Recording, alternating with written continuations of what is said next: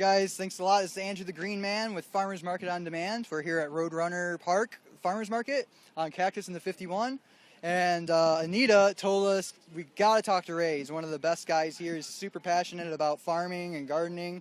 And let's see what he's got to say. So, Ray, how long have you been growing food? Well, we started this 5 years ago. Basically, what we're after is practicing what's called the grow biointensive method, which is a big fancy word for hands-on, old-fashioned farming, building your own compost. 8-step method where we try to involve all hands-on, double-dug raised beds, implementing our soil with all the composting that we do, and then a little bit of caloric and carbon farming when we have the opportunity to get that in there. But basically, I took on a project a year and a half ago where I'm now farming on what used to be the old Glendale worm farm, and we're now converting the worm beds into raised garden beds.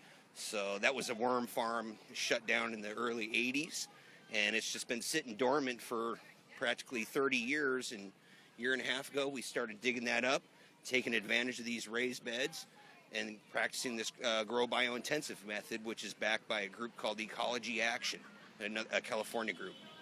Awesome, man. Well, that's really cool. So what are the cross streets for that area? So it's 83rd Ave and Northern, and then we do some of our stuff at home. My wife does all the herbs at home, so we've got raised beds that we do at her house, and it's all the same methodology, but those beds are some of those beds are what's called the sunken zuni beds.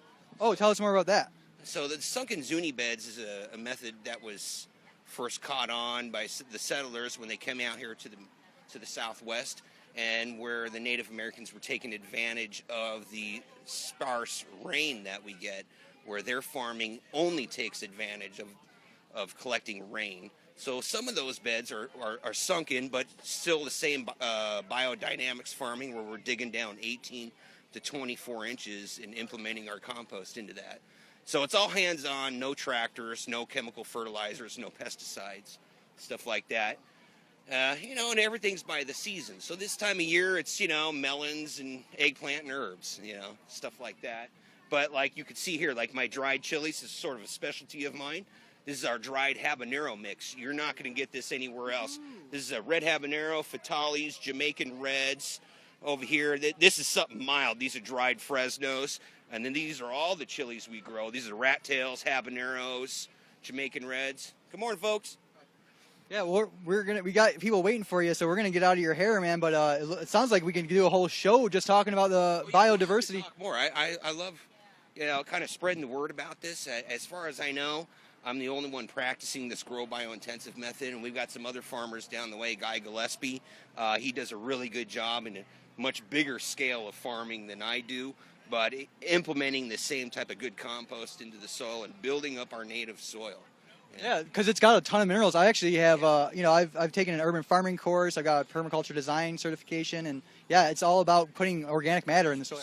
You just really got to learn how to use it, and you'll see here my specialty is chili peppers and tomatoes, and that stuff thrives in our native soil here because we have a lot of calcium in our soil.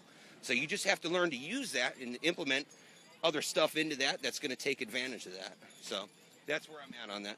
Awesome, man. Hey, we really appreciate your time. You did a great job, actually, man. Thanks a lot. Good talking to you. We'll definitely be looking you up next time we're over here. Excellent. So thanks a lot, Ray.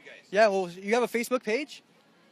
Not yet? A website? No, it's just wow. All right. Well, you guys, you're going to have to catch us when we're at his booth. I am a market farmer, and that's how I operate. I'm not Twittering out there. I'm growing eggplant today. It's not Facebook. You got to be here to see what I have. That's great, and we need more of that. So, guys, the only way to get in touch with Ray, you got to come down here. You got to get out and come to the market. Bring your family. Thanks so much, Ray.